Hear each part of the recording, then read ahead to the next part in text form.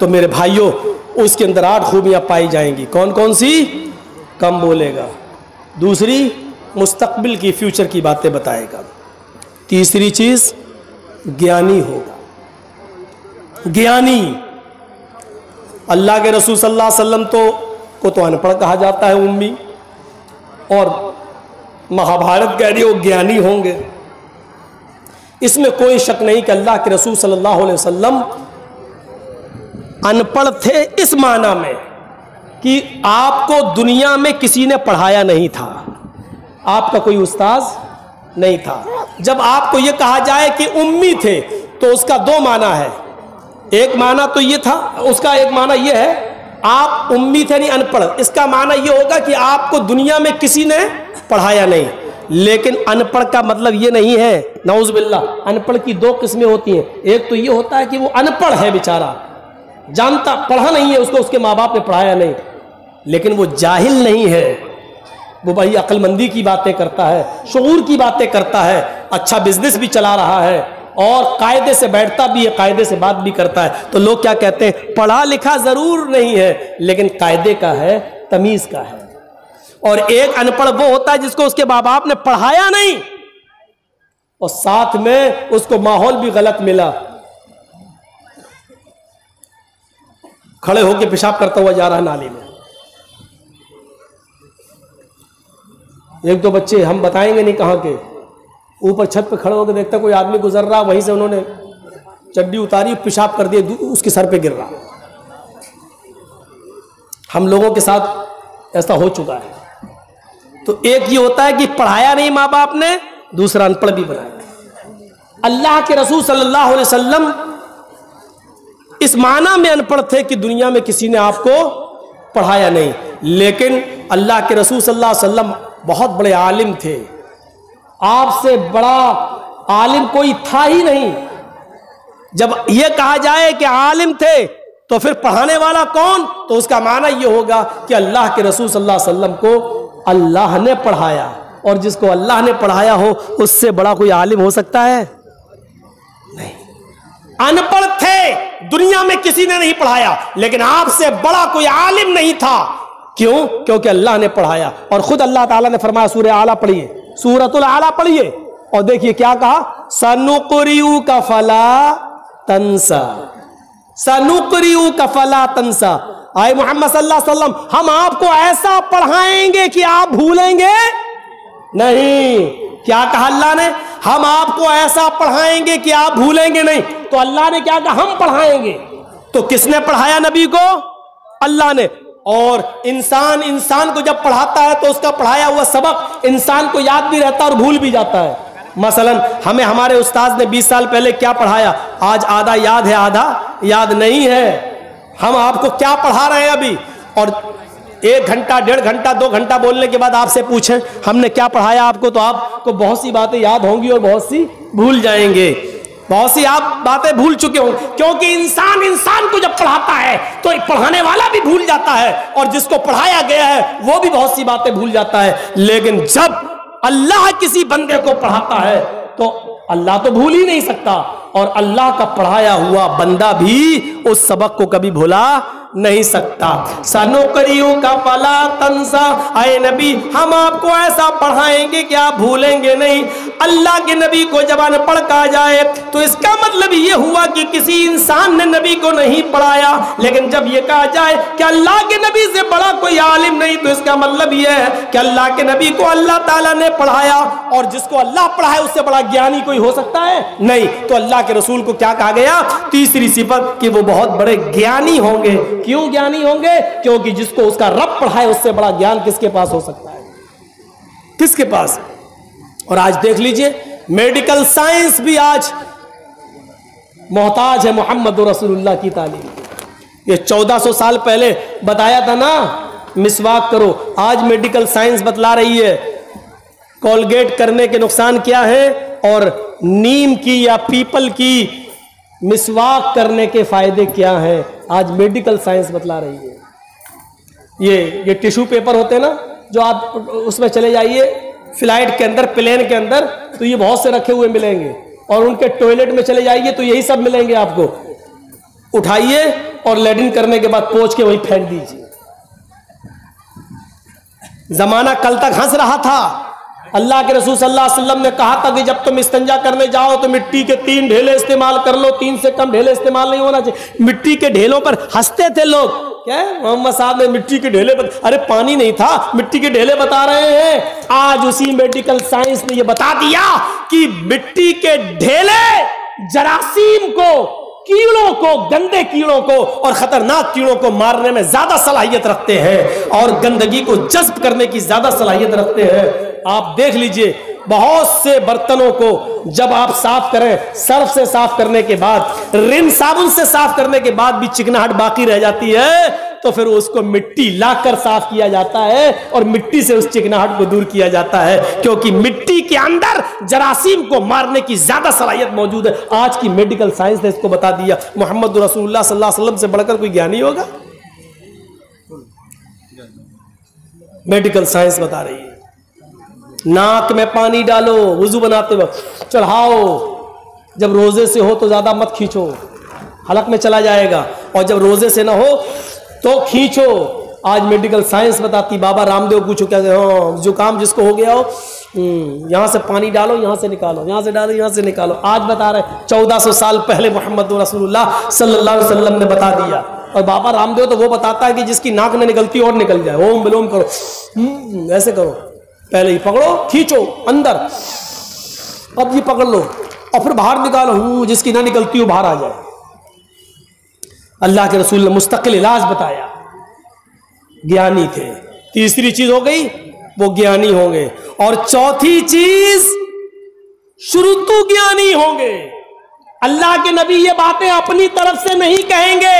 شروطو گیانی, شروطو مانی سننا, گیان مانی علم, سن کر علم, یعنی اللہ تعالیٰ جبرائیل کو بتائے گا اور جبرائیل سے سن کر محمد رسول اللہ صلی اللہ علیہ وسلم کو معلوم ہوگا. وَإِ مَا يَنْتِقُ عَنِ الْهَوَىٰ إِنْ هُوَ إِلَّا وَحْيٌ يُوحَىٰ. اپنی طرف سے کچھ نہیں بولتے, جو کچھ بھی بولتے ہیں اللہ کی طرف سے وحی آ جانے کے بعد بولتے ہیں. سن کر گیان ہوگا, اپنی طرف سے کچھ نہیں بولیں گے. 4 چیزیں ہو گئی. اب ان چاروں کو ایک طرف رکھ دو. 5ویں چیز پر آئیے, بڑی زبردست ہے. پراکرمی, وہ بہت بڑے بہادر ہوں گے. بہادر نبی کی بہادر امت آج کہاں ہے؟ آپ نے بھی آندولن کیا تھا نا سی اے اور این آر سی پر, لیکن دیکھ لو کیا ہوا. ایک ان کو دیکھ لو جو کسان لوگ کر رہے ہیں, دونوں آندولن. ہاں فرق اتنا ہے کہ جتنا ہنگامہ ابھی ہوا ہے اتنا ہنگامہ اگر آپ لوگوں نے کیا ہوتا تو گولیاں چل گئی ہوتی, اور ہوا. فیروز آباد میں کتنی گولیاں چلیں, شاہین باغ میں کتنی گولیاں چلیں, دلی کے اندر کیا کیا ہوا, پورا فساد, وہ سب پلاننگ, منصوبے سب. لیکن آج بڑا پھونک پھونک کے قدم رکھا جا رہا ہے. ایسا نہ ہو یہ حالات. امتیاز تو بڑھتا جاتا ہے آپ کے ساتھ, ہمارے ساتھ امتیاز بڑھتا جاتا ہے, کیونکہ ہم لوگ میم مسلمان سے جڑے. یہ سلوک تو ہونا ہی ہے اور ہوتا ہے. لیکن دیکھیے میرے بھائیوں اور غور کرو, بہادر نبی کون ہوں گے؟ بہادر. اللہ کے نبی صلی اللہ علیہ وسلم اتنے بہادر کہ جب اکیلے تھے اور لوگ ابو طالب کے پاس آئے, کہنے لگے اے ابو طالب پانی حد سے آگے چڑھ گیا ہے, آپ کا بھتیجا ہمارے معبودوں کو بہت برا بھلا کہتا ہے, اب آپ اپنے بھتیجے کو میرے حوالے کیجیے, ہم اس کو ماریں گے, ہم اس کو قتل کریں گے. آپ کی بات سمجھ میں نہیں آ رہی اس کی, ہم لوگ سمجھا رہے ہیں پھر بھی نہیں مان رہا ہے. محمد کہو صلی اللہ علیہ وسلم, آپ کی بھی بات نہیں مان رہا, ہماری بھی بات نہیں مان رہا ہے. اب جہاں ملے گا ہم اس کو ماریں گے, نہیں تو ایک موقع اور دے رہا ہوں اس کو سمجھا لو. ابو طالب نے اپنے بھتیجے محمد ابن عبداللہ کو بلایا اور کہا کہ بیٹے تمہارے باپ نہیں ہے, میں نے تمہیں بیٹے کی طرح پالا ہے, اپنے چچا پر اتنا بوجھ نہ ڈالو کہ وہ اٹھا نہ سکے. آئے میرے بھتیجے, تیرے پیشانی سے, تیرے سر سے اگر خون کا ایک قطرہ گرے گا تو تیرا چچا ابو طالب اس دنیا سے رخصت ہو جائے گا. آئے میرے بھتیجے, آج یہ کافر لوگ پھر آئے تھے اور مجھ سے کہہ رہے تھے کہ آخری مرتبہ سمجھا لو, اور اگر نہیں مانتا ہے تو آپ ہٹ جاؤ, جہاں ملے گا ہم اس کو ماریں گے۔ اے میرے بھتیجے مان جاؤ، میرے اوپر اتنا بوجھ نہ ڈالو کہ میں اس کو برداشت نہ کر سکوں، چھوڑ دو ان کو ان کے حال پر۔ آپ کے ساتھ اس وقت کوئی نہیں تھا ابو بکر کے علاوہ اور آپ کی بیوی خدیجہ کے علاوہ۔ ذرا تصور کیجئے کہ اس وقت ابو طالب نے کیا یہ جملہ جب کہا تو اللہ کے نبی کی زبان سے جو جملہ نکلا اس کو سنو، جو آپ کی بہادری پر دلالت کرتا ہے۔ اے چچا جان، آج کے بعد میں آپ کے اوپر بوجھ نہیں بنوں گا، آپ اپنے آپ کو مجھ سے الگ کرنا چاہتے ہیں تو کر لیجئے، لیکن آپ یہ چاہتے ہیں کہ میں اس دعوت کو دینا چھوڑ دوں جو اللہ نے میرے اوپر فرض کی ہے، جس کو پہنچانا مجھ پر میری ذمہ داری ہے۔ رہی ان کی بات، یہ کہتے ہیں کہ جہاں ملے گا تو ماریں گے، تو سنیے میرے چچا جان، اس ذات کی قسم جس کے قبضے میں میری جان ہے، یہ کافرین مکہ 9 کروڑ 30 لاکھ میل کی بلندی پر جائیں اور سورج کو توڑ کر لائیں اور میرے دائیں ہاتھ پر لا کر رکھ دیں، اور 2,40,000 میل کی اونچائی پر جائیں اور چاند کو توڑ کر لائیں اور میرے بائیں ہاتھ پر لا کر رکھ دیں، قسم ہے اس ذات کی جس کے قبضے میں میری جان ہے، یہ کافروں کے لیے سورج کا اکھاڑ لانا اور چاند کا توڑ لانا آسان ہے، یہ ایسا کر سکتے ہیں، لیکن میرے لیے یہ آسان نہیں ہے کہ میں دین کی دعوت چھوڑ دوں، میں اس کے باوجود دعوت دیتا رہوں گا۔ آگے آپ کی مرضی، آپ میری مدد کریں یا نہ کریں، اللہ ہمارا حامی و ناصر ہے۔ یہ کہہ کر اللہ کے نبی صلی اللہ علیہ وسلم رو دیے اور آپ کی آنکھوں میں آنسو آ گئے۔ جب ابو طالب نے یہ جملے سنے، اپنے بھتیجے کی ہمت سنی اور یہ جملے سنے اور اپنے بھتیجے محمد رسول اللہ کی آنکھوں میں آنسو دیکھے تو فوراً سینے سے لگایا اور فرمایا کہ میرے بیٹے، وہ بیٹا ہی کہتے تھے، اے میرے بیٹے جاؤ، تم اللہ کے دین کی طرف بلاتے ہو، توحید کی دعوت دیتے ہو، دیتے رہو، جب تک تمہارا چچا ابو طالب زندہ ہے دیکھتا ہوں کس کی ماں نے کس کو کتنا دودھ پلایا ہے، جو تیری طرف نظر اٹھا کر بھی دیکھ سکے، میں حتی الوسعت استطاعت کے مطابق تیری مدد کرتا رہوں گا۔ اے میرے بھتیجے جا، میں تیری آنکھ میں آنسو نہیں دیکھ سکتا، اے میرے بیٹے تم جاؤ اور دعوت توحید دو۔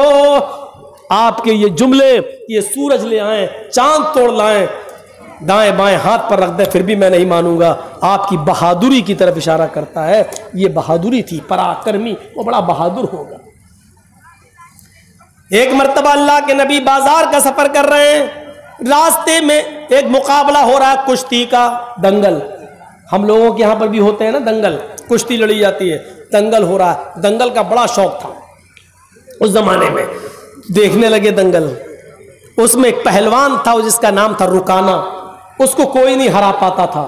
جیسے آج کل بھی بہت بڑے بڑے وہ پیدا ہو گئے نا، وہ خلی ولی کا تو ہم نہیں جانتے، ان سے بھی بڑے بڑے پڑے ہوئے ہیں، گھوسے ووسے مکے اکے مارتے۔ تو اس زمانے میں ایک بہت بڑا پہلوان تھا جس کا نام تھا رکانہ، وہ ہارتا ہی نہیں تھا کبھی۔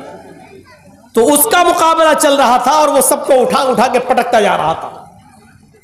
اللہ کے نبی ایسی دیکھنے کے لیے کھڑے ہو گئے، اس نے جو دیکھا محمد ابن عبداللہ تو اس نے چیلنج کر دیا، اس نے ایسی کہا ہے محمد ادھر آؤ، آؤ تم بھی آ جاؤ، تمہیں بڑا بھروسہ ہے نا تمہارے اللہ پر، تو آؤ نا لڑ لو۔ آپ نے کہا رکانہ میں لڑنے نہیں آیا، میں دیکھنے آیا ہوں کہ یہ دنگل کیا ہے۔ اس نے مسکراتے ہوئے سب لوگوں کے سامنے چیخ کر کہا، اے محمد اگر تم مجھے اٹھا کر پٹک دو، اگر تم مجھے ہرا دو تو میں اسلام قبول کر لوں گا۔ جب کہا کہ آ جاؤ لڑ لو تو آپ نے کہا نہیں میں لڑنے نہیں آیا۔ جب یہ کہا کہ اگر تم مجھے شکست دے دو گے، مجھے ہرا دو گے تو میں اسلام قبول کر لوں گا، تو آپ چلے گئے۔ اسلام کا معاملہ آیا تو آپ چلے گئے، چلو تیرے جیسے پہلوان کی ضرورت بھی ہے دین کو، آپ آگے بڑھ گئے۔ یہ کتنی بڑی بہادری تھی۔ اور کوئی مولانا جرجیز کے سامنے کھڑے ہو کے کہہ دے کہ تم خلی کے مقابلے میں آ جاؤ تو میں تو جاؤں گا ہی نہیں۔ کوئی ہے، کوئی مقابلہ ہے۔ اللہ کے رسول چلے گئے, ہاتھ ملایا,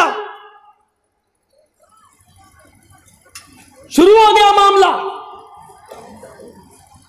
دیکھو رکانا اپنی بات سے پلٹنا نہیں. ارے زبان ہوتی ہے مرد کی, دے دی. وہ سوچ رہا تھا کہ یہ تو تبلا پتلا آدمی ایک جھٹکے میں گرا دوں گا. اس کو کیا معلوم کہ جہاں یہ جاتا ہے رب کی رحمت بھی اس کے ساتھ جاتی ہے, رب کی مدد بھی اس کے ساتھ جاتی ہے. آپ نے ہاتھ ملایا اور کشتی شروع. آپ نے دعا پڑھی, بسم اللہ توکلت علی اللہ ربی وربک اللہ. زاد المعاد میں پڑھی, علامہ ابن قیم نے یہی نقل کیا. یہ دعا ہے. شروع کرتا ہوں اللہ کے نام سے اور اسی پر مجھے بھروسہ ہے. ربی وربک اللہ, جو میرا اور تیرا دونوں کا رب ہے. یہ کہہ کر آپ نے کشتی شروع کر دی اور آنن فانن میں یک بیگ آپ نے اس کو ایسا پچھاڑا کہ وہ چاروں خانے چت پڑا ہے. دنگ رہ گئے لوگ. ہیں پتلا دبلا انسان اتنے بڑے پہلوان کو. رکانا اڑتا اور کہتا ہے میرے ساتھ چیٹنگ ہو گئی ہے. محمد نے ایسے موقع پر مجھے داؤں مارا جب میرا پیر پھسل گیا تھا. میں محمد کے داؤں سے نہیں گرا, اپنے پیر پھسلنے سے میں گر گیا. جو ریفری ہوتا ہے, جج جو ہوتا ہے, جو فیصلہ کرتا ہے کہ کون ہار گیا کون جیت گیا, اس نے کہا نہیں بھائی میں نے تو پیر پھسلتے ہوئے نہیں دیکھا. محمد ابن عبداللہ فرماتے اللہ کے نبی نہیں صاحب, اگر اس کا پیر پھسل گیا تھا تو میں اس کو ایک موقع اور دیتا ہوں. آئے رکانا, اگر تیرا پیر پھسل گیا اور میرے داؤں سے تو شکست نہیں کھایا تو دوبارہ تو لڑ لے. بہادر ہو تو ایسا اتنے بڑے پہلوان سے کہہ رہا ہے کہ تو دوبارہ لڑ لے.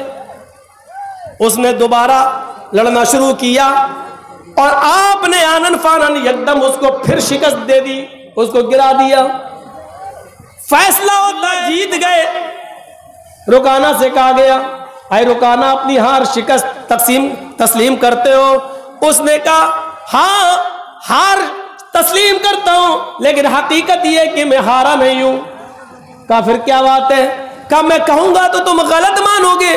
محمد ابن عبداللہ نے مجھے ایسے موقع پر داؤں مارا کہ میری آنکھ چھپک گئی تھی اور اچانک مجھے کچھ دکھ نہیں رہا تھا.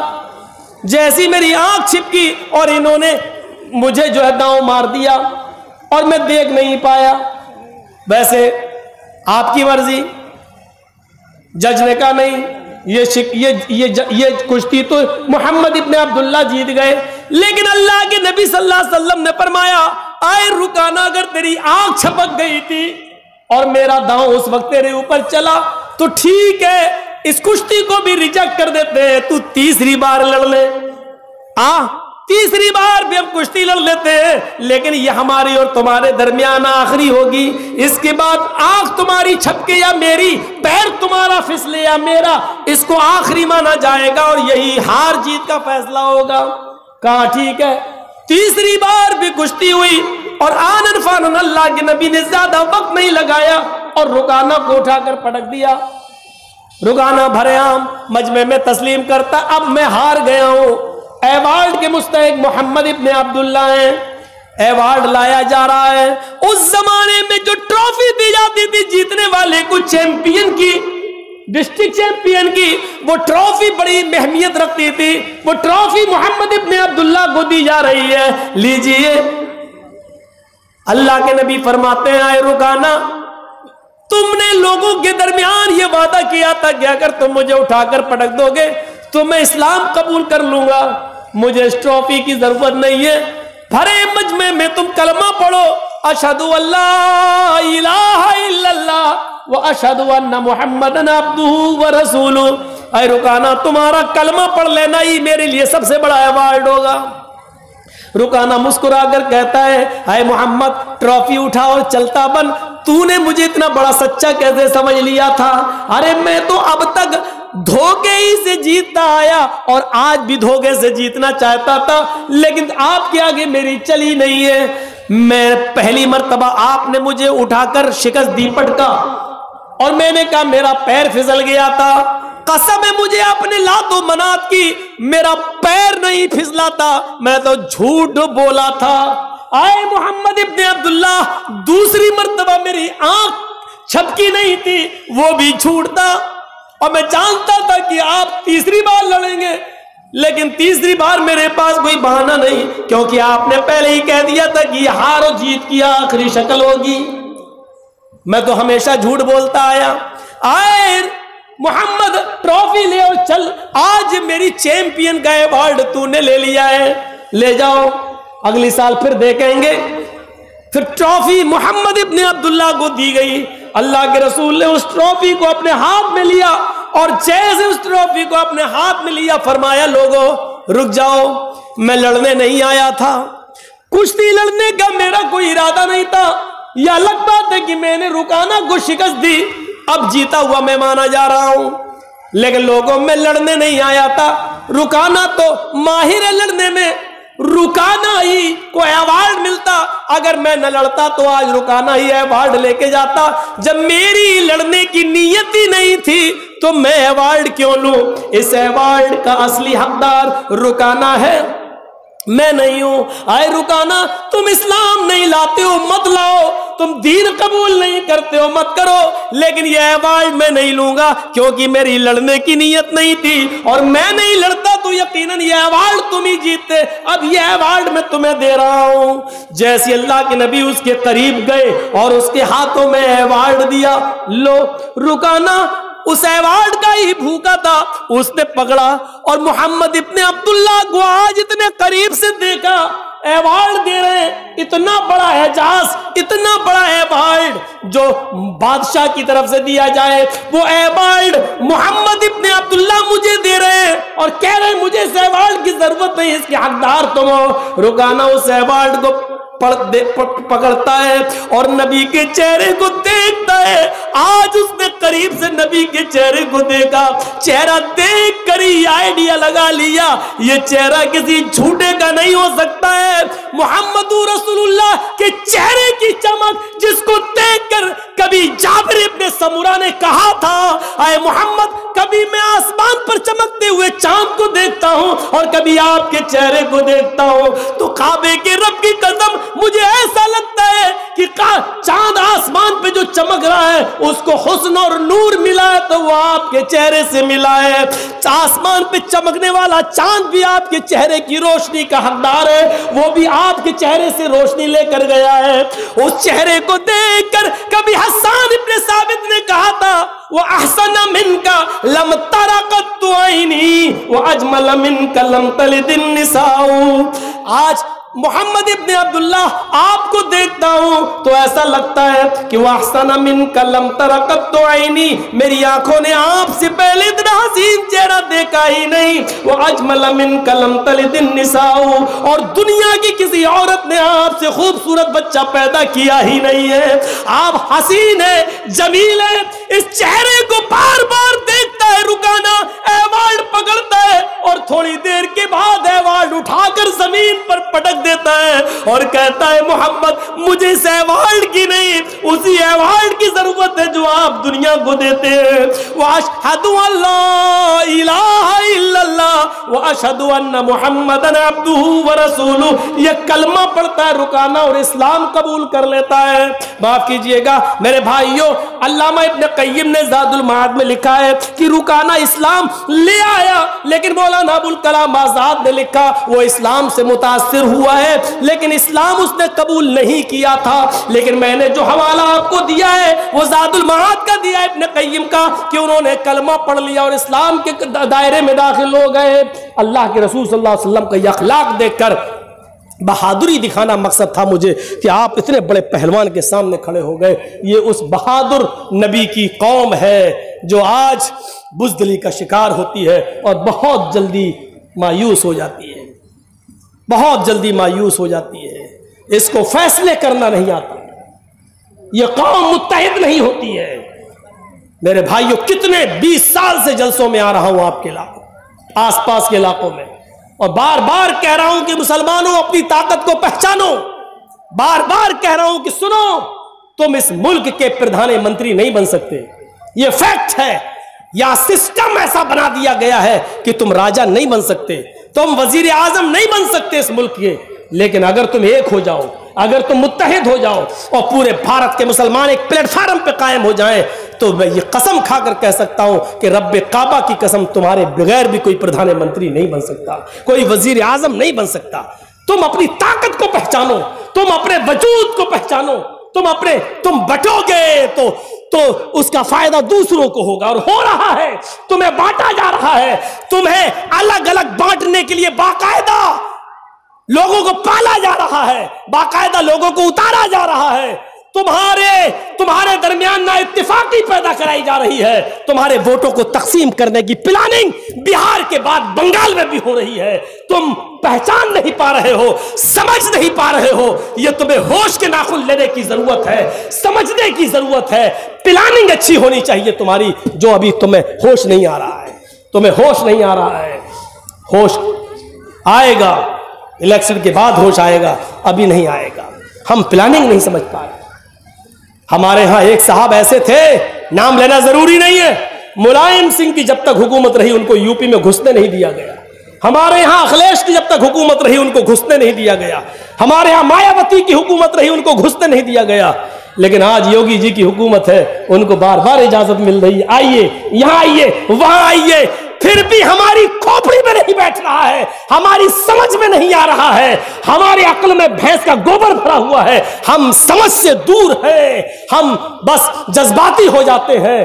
ہم یہ سمجھتے ہیں کہ مولانا جرجیس نے پردھان منتری کے بارے میں ایسا بول دیا, یہی ہمارا ہیرو ہو گیا ہے. میرے بھائیوں, ہمیں جذبات سے نہیں, ہوش کے ناخن لینے کی ضرورت ہے, اور اس وقت بہت ہوش کی ضرورت ہے, اس وقت بڑے ہوش کی ضرورت ہے. اس ہوش کے ناخن لیجئے, ورنہ آپ کے بھاٹول سے جو گوشت جاتا ہے کلکتہ وہ بھی نہیں جا پائے گا. مولانا کو اتنی باریکی کی بات معلوم بھی ہے, جاسوس لگائے ہیں میں نے ہر جگہ, سب معلوم ہے مجھے. میرے بھائیوں, احساس پیدا کریے اپنے اندر, احساس اور اجتماعیت اپنے اندر پیدا کریے. کتنے جلسوں میں نے کہا ہے کہ بڑے نقصان سے بچنے کے لیے چھوٹا نقصان کر دو اپنا. ابھی میں اپنے بھائی کا پیر کٹوا کے آیا ہوں ٹاٹا ہاسپٹل میں, اپنے پھپھیرے بھائی کا کینسر ہو گیا تھا, 10 سال پہلے آپریشن کرایا تھا, ڈاکٹر نے بچا لیا, لیکن 10 سال کے بعد پھر اٹیک ہوا اس پر کینسر کا, اور یہی کینسر, اس نے کہا پیر نہیں بچا پاؤں گا, اور کٹوایا. وہ منع کر رہا تھا, میں نے کہا نہیں, تمہیں زندہ رہنا ہے. ایک طرف زندگی تھی, ایک طرف پیر تھا. وہ نہیں چاہتا تھا کہ پیر کٹے, اس نے کہا مر جانے دو, جتنے دن زندگی جی لینے دو, ایسی زندگی سے کیا فائدہ. لیکن میں نے اس کو کہا نہیں, زندگی رہے گی تمہاری, کم سے کم بچوں کا چہرہ دیکھو گے, اس کے کلیجے سے پوچھو. جان چلی جائے یہ بڑا نقصان ہے, پیر کٹ جائے یہ چھوٹا نقصان ہے, لیکن بڑے نقصان سے بچنے کے لیے اگر چھوٹا نقصان کرنا پڑ رہا ہے تو کر دو. چھوٹا نقصان کر کے اگر تمہاری جان بچ رہی ہے تو بچا لو. مسلمانوں, بنگال کی سرزمین پر بڑا نقصان کیا ہے تم جانتے ہو, اور چھوٹا نقصان کیا ہے وہ بھی جانتے ہو. اگر بڑے نقصان سے بچنا چاہتے ہو اور اس پر اگر آپ کو چھوٹے نقصان کی قربانی دینی پڑ رہی ہے تو دے دو, لیکن بڑے نقصان سے اپنے آپ کو بچا لو. بالکل وہ حال ہے کہ میری بیوی کے بچہ پیدا ہو رہا ہے, ڈلیوری کا ٹائم ہے, ڈاکٹر نے کہہ دیا کہ نہیں, خطرناک ماحول ہے, یا تو ماں کو بچا سکتا ہوں یا بچے کو, ان دونوں میں سے کسی ایک کو بچا سکتا ہوں. اور جرجیس صاحب کلیجے میں پتھر رکھ کر کہتے ہیں کہ بیوی کو بچا لو, بچہ جا رہا تو جانے دو, بیوی رہے گی تو بچے اور بھی آ جائیں گے, لیکن یہ کسی کی بیٹی ہے, کسی کی بہن ہے, وہ لوگ برداشت نہیں کر پائیں گے. اس لیے چھوٹا نقصان اگر ہو رہا تو کر دو, بڑے نقصان کو بچا لو, یعنی بیوی کو بچا لو, اور بچہ جا رہا تو جانے دو. حالانکہ بچے سے بھی ہمیں محبت ہے, لیکن چھوٹا نقصان ہم گوارا کر رہے ہیں بڑے نقصان سے بچنے کے لیے. بنگال کے آنے والے چناؤ میں آپ بھی یہی طریقہ اپنائیے, بڑے نقصان سے بچنے کے لیے چھوٹا نقصان کریے, تبھی آپ کو بڑے نقصان سے نجات ملے گی. دیکھ رہے ہو کیسے کیسے لوگ چھوڑ کے بھاگ رہے ہیں. پلاننگ ہے, پلاننگ ہو رہی ہے, پلاننگ. میرے بھائیوں, باقاعدہ پیدا کیا جا رہا ہے, توڑا جا رہا ہے, خریدا جا رہا ہے. دیکھ رہے آج فلاں نے استعفیٰ دے دیا,